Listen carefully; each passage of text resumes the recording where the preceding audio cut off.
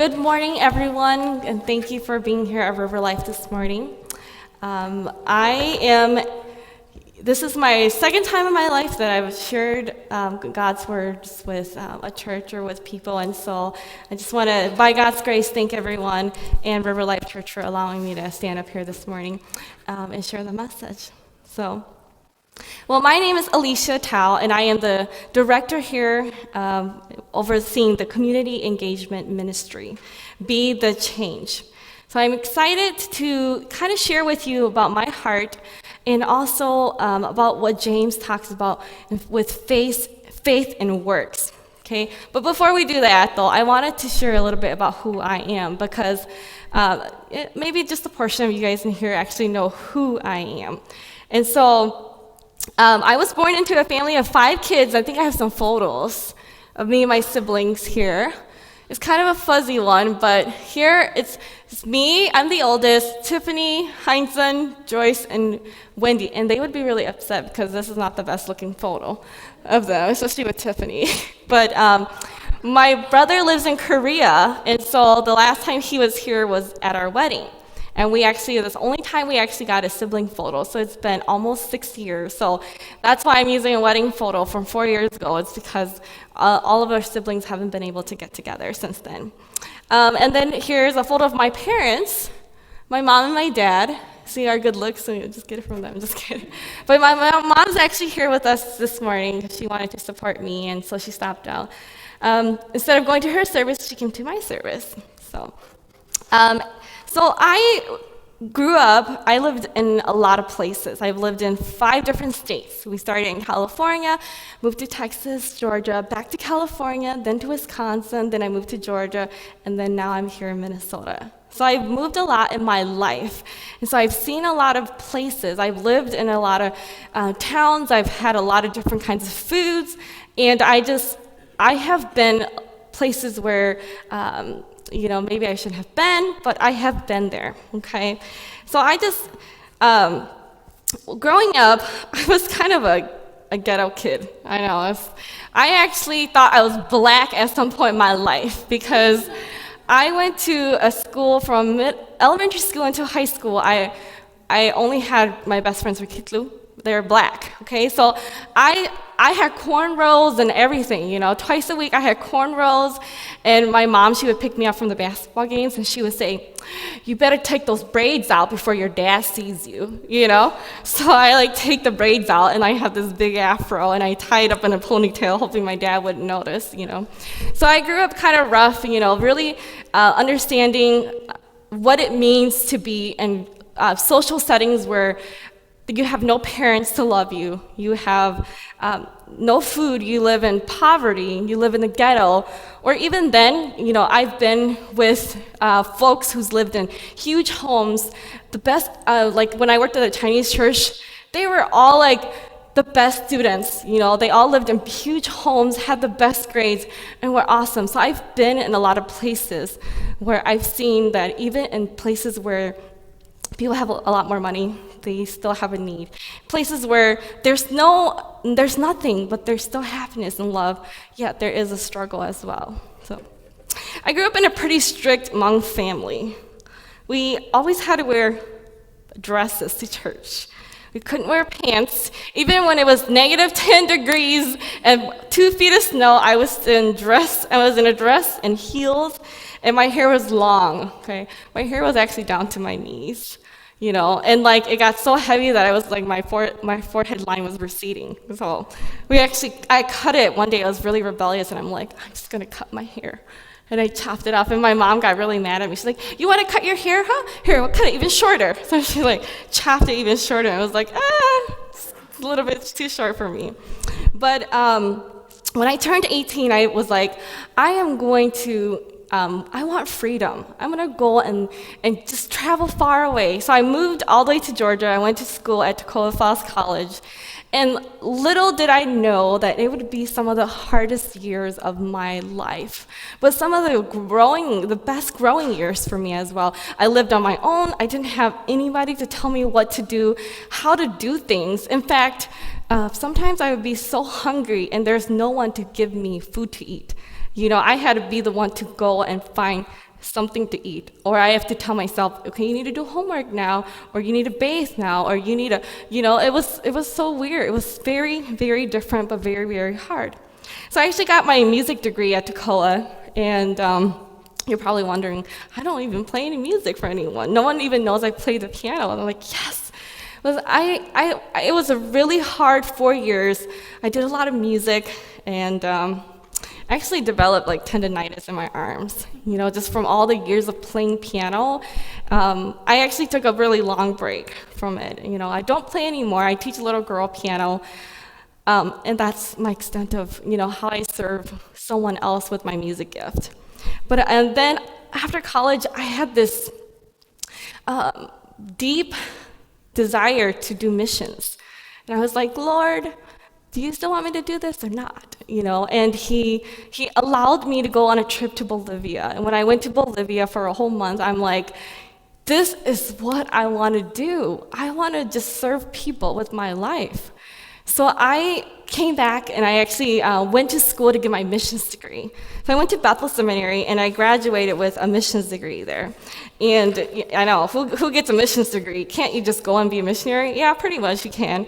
But I really, I really wanted to understand people and culture and like the worldview that they grow in. And sometimes I tell Meng, like, the way when you do that, it's because this and this and this. And he's just like, okay, but I'm like, I just love that when I see someone say something or act a certain way, that it connects to a bigger picture than just what you see for the moment.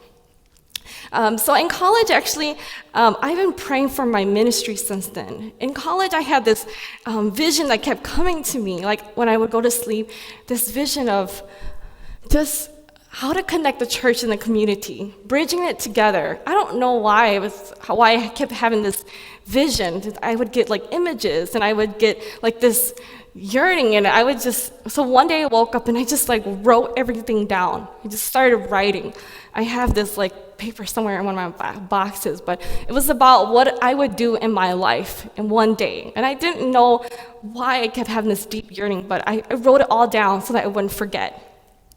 So I've been praying for this ministry for 10 years, but while I was doing that, I served at churches and I served at nonprofits. So I would leave church and I would go to a nonprofit and I would just do my thing. So it never connected. We never had any kind of bridging, but I would go and do it because I really just wanted to do it. And so last year, Greg came up to me and was like, hey, we are wanting to start a second-generation Hmong church called RiverLife. Would you be the director of community engagement? And I was like, and actually we didn't have a name at the time, and I was like, sure, I can be in charge of whatever, taking people out and doing missions and outreach and whatnot. Yeah, I would love to do that. And so I finally get this opportunity to bring people into the community and to connect. And the thing is that we don't have to be the one with all the knowledge and all the experience and whatnot. They actually teach us more when we go out there, because we're working with people who are in these social settings and they know how to minister to their people. We just have to walk alongside with them, and that's all that really is the most important thing, okay? So today we're actually going to talk about James and what James has to say about faith and works. So if you haven't been with us, we've been doing this series called Love Local, all right? And it is for the community engagement ministry that we've also launched. We packed hygiene kits not too long ago, about 3 weeks ago. We packed 425 bags, and part of it went to Dorothy Day Center, part of it is in your car, and part of it is in Love Word and D ministry. Okay, they work for the homeless in Minneapolis. But the purpose of Be the Change is to connect the body of believers, which is us, with the needs of the world, whether it's local or if it's global. So the first week, Greg actually talked about how blessing others is an essential ingredient to following God. We have to be careful of filling our life with stuff that doesn't allow us to bless others, because we can get caught up with ourselves. And then last week, Greg talked about us joining in this 4,000-year legacy of caring for people, for the needs of people. Now, Christians have made an enormous impact on this world, and they will continue to make an impact. And you may not think you are making an impact with this, but you are. Okay? You don't have to go out and be the missionary to India or whatnot. Well, you can, but realizing that missions and outreach start with your family, the people around you, and the local organizations. You are also part of that legacy. So in James, we actually have, this book is actually found in the New Testament, right? So there's the Old Testament, and there's the New Testament. This book is found in the New Testament, and this book was written after Jesus died and rose again and has ascended to heaven. James is the brother of Jesus. Okay. And if you think about it, if my sibling one day said, "Hey, I'm the Messiah," what would you say? I would be like, yeah, I don't know about that. Let me do some more praying for you. Probably call the pastor and say, think they're demonic, you know? It's very nerve-wracking, you know? So here's James. His brother has become now the declared Messiah.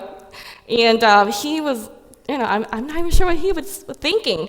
So anyways, he did not believe Jesus, did not follow Jesus until after Jesus resurrected. And James was actually the first one that he appeared to before he appeared to his disciples. And following that encounter, James has completely turned his life around, and he actually spent the rest of his life serving the Lord, sharing the gospel of Jesus, and sharing alongside with Paul and working alongside with him, sharing the good news. But he did that until he was martyred. And usually what that means is that they die for Christ. They're not happy, people who are not happy with him, actually I think they stoned him to death. So we're actually gonna just jump into reading James and hear what he has to say about Christian maturity and holiness of life. So if you have your phone with you, it's James 2, 14 to 26. If not, we have the slide as well. All right, so James 2, 14 to 26. It says, "What good is it, dear brothers, if you say you have faith, but don't show it by your actions? Can that kind of faith save anyone? Suppose you see a brother or sister who has no food or clothing, and you say goodbye and have a good day, stay warm and eat well, but then you don't give that person any food or clothing. What good does that do? So you see, faith by itself isn't enough unless it produces good deeds. It is dead and useless."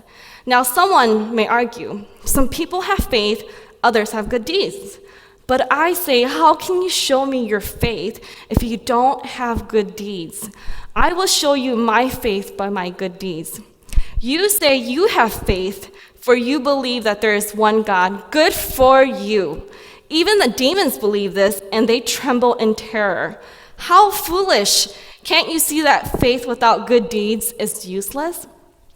Don't you remember that our ancestor Abraham was shown to be right with God by his actions when he offered his son Isaac on the altar? You see, his faith and his actions worked together.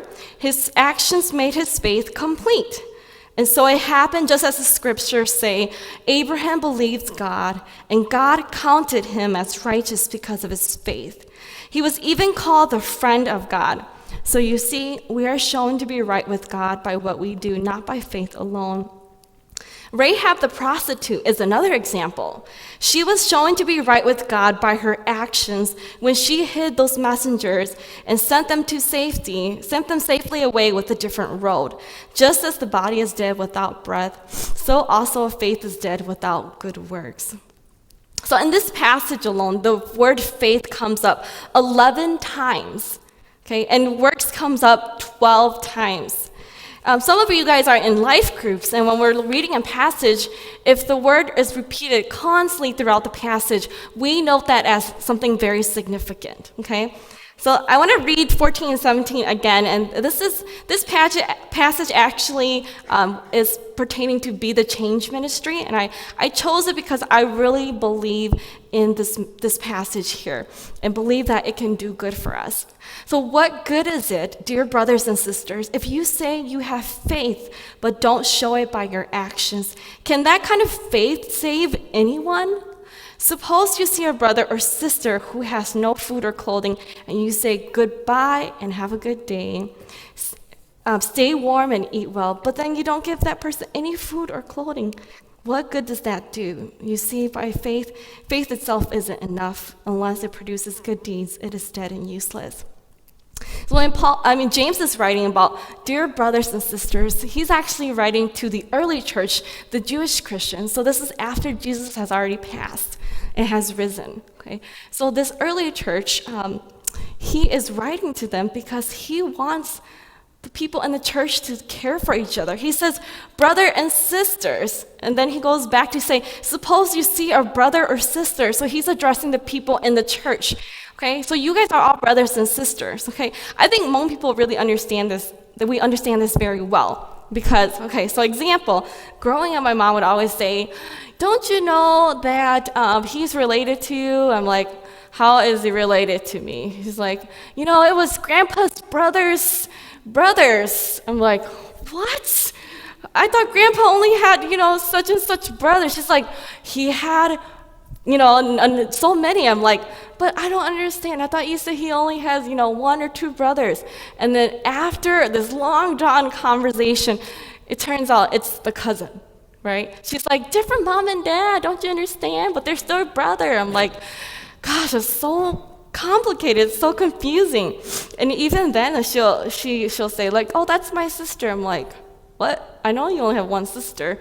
I don't know about all these other sisters. She's like, trust me, they're my sisters. I mean, you mean cousins? Same thing. I'm like, okay.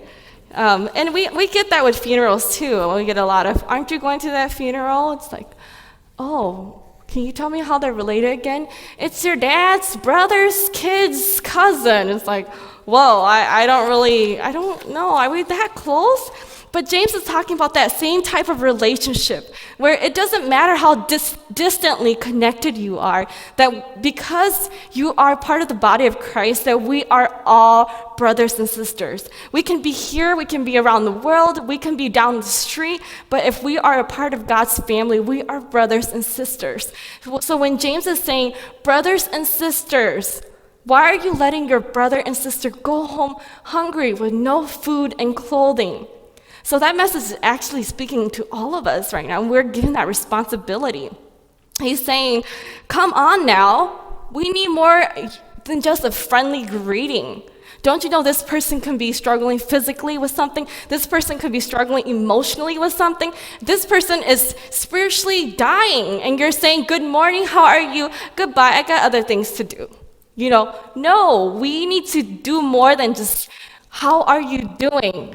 Tell me your life, what's going on? Now, the other flip side to that is that we're so afraid to share what we're going through with people because we're afraid people are not going to care. We're afraid that the body of believers not going to care. And that has proven to be true. I've gone to a lot of big churches in my life, and there's good and bad, so I'm not going to go into that. But, sometimes walking in, you just feel like a number. You just feel like someone who is present to worship the Lord, and you walk out, and that's the end of the story. No one knows your name. No one even says hi to you. It's really difficult to walk away in life and know that you feel valued, that you have hope, and that someone cares about you. And so, have you ever walked with someone, rubbed shoulders with someone, and knew that they needed more help than what you were willing to offer? Have you ever felt that you failed somebody because you knew that they needed you, but you chose to do something else? And it could be going shopping. Oh, I can't talk to you any longer. I have to go shopping. Someone crying to you, and you're saying, it will be all right. No, take the time and ask them why they're sad, why they're crying. Maybe just a simple prayer for them is all that they needed. Maybe they don't need your money. Sometimes they don't even need your advice. I always tell my husband, I don't need your advice.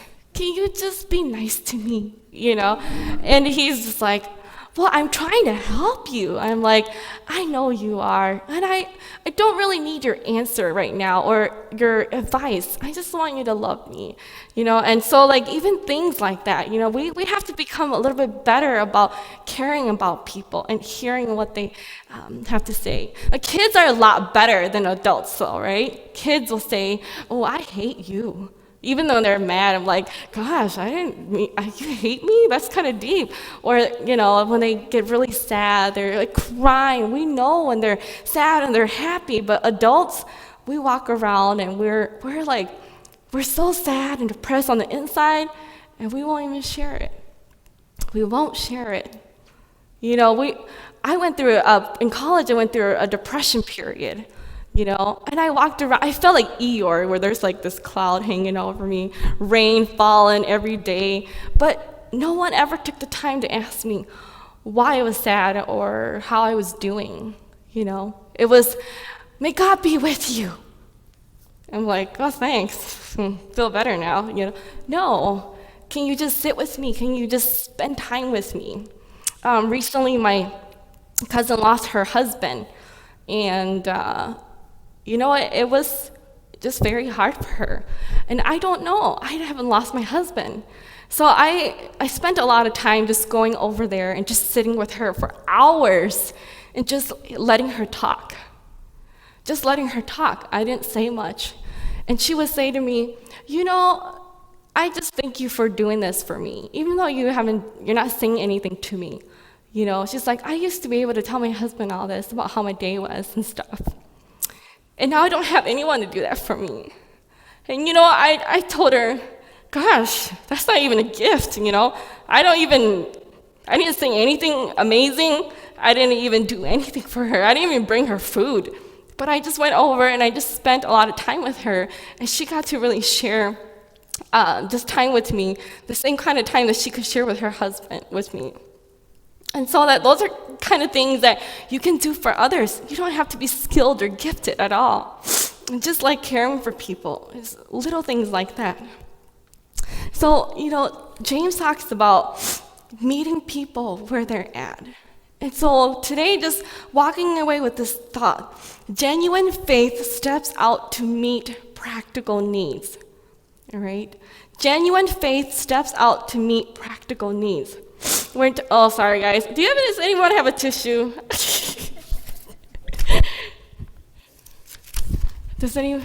Sorry, I need a break here.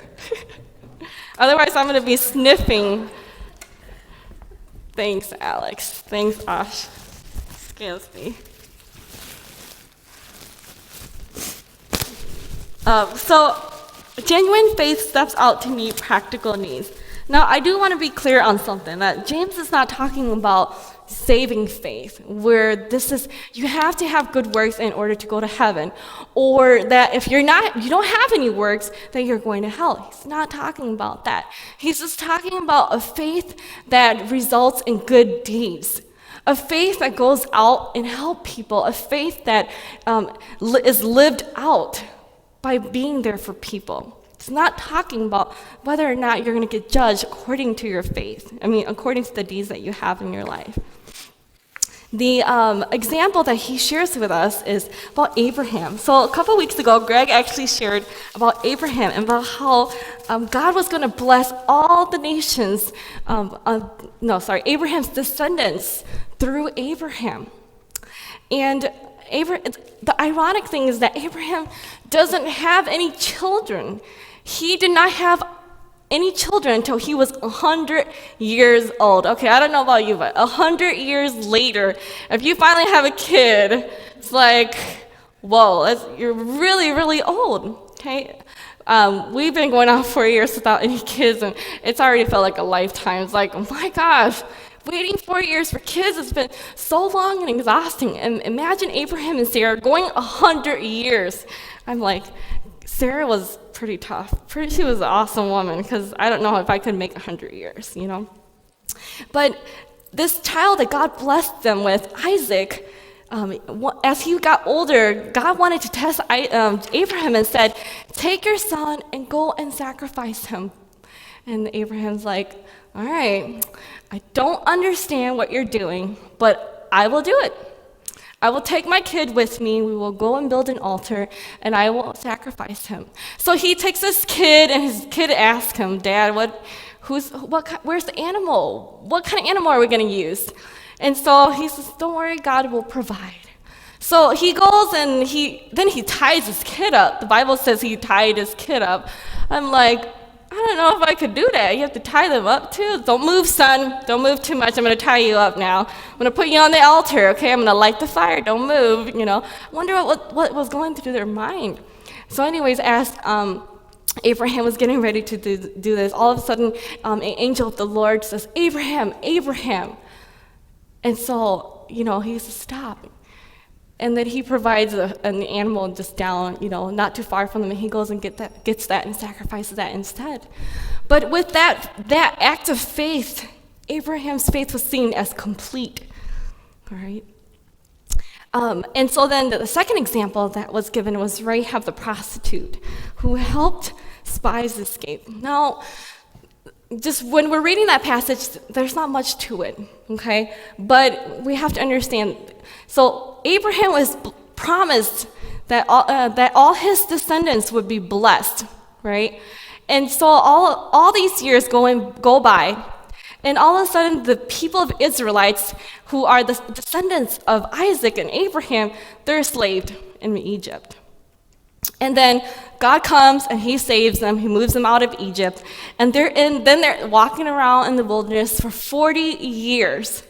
And so then one day God says, Joshua, I want you to lead my people. Now that Moses is gone, I want you to lead my people.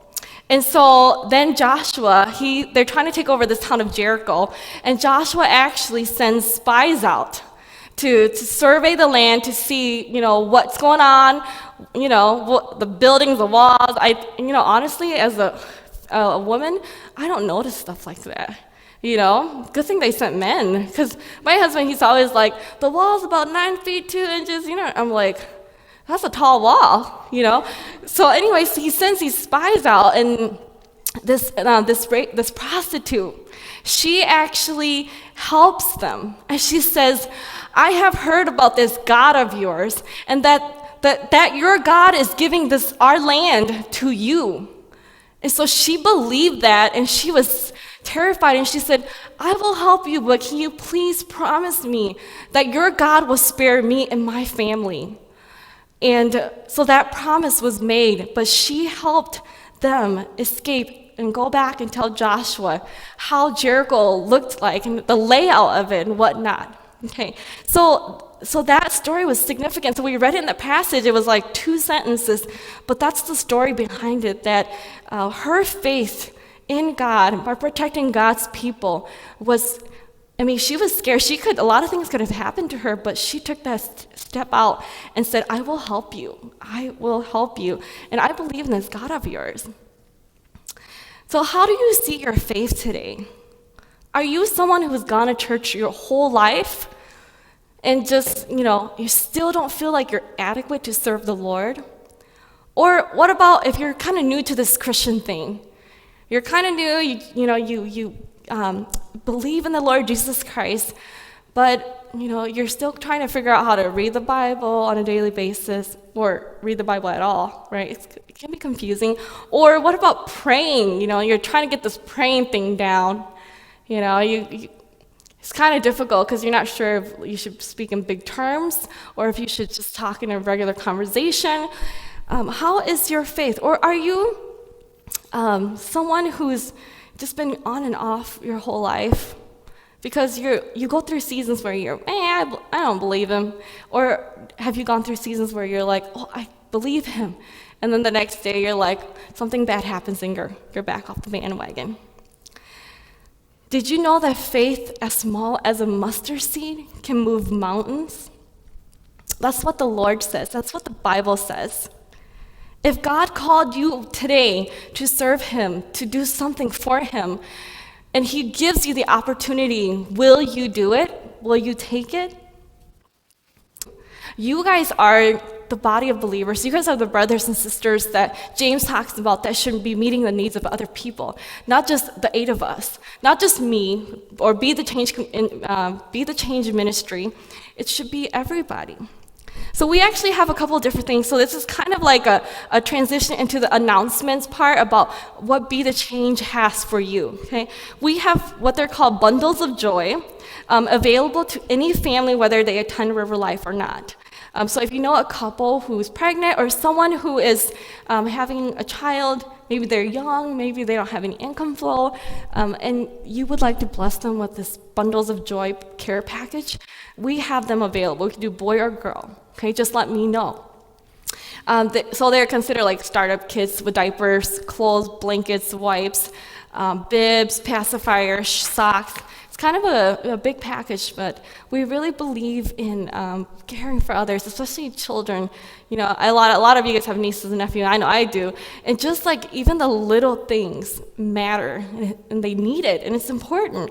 Without the socks, their feet's cold, you know? Or without their sweater, they get the sniffles and stuff. So all these little things really do take part in it. We also have car seats available for families who can't afford them. They have to go through a class in order to receive the car seat. It will be through the Women's Life Care Center, where I work part-time, and the class will be taught by me. In addition, we also have a blessing box located at the table. So this blessing box is meant to be like a community board.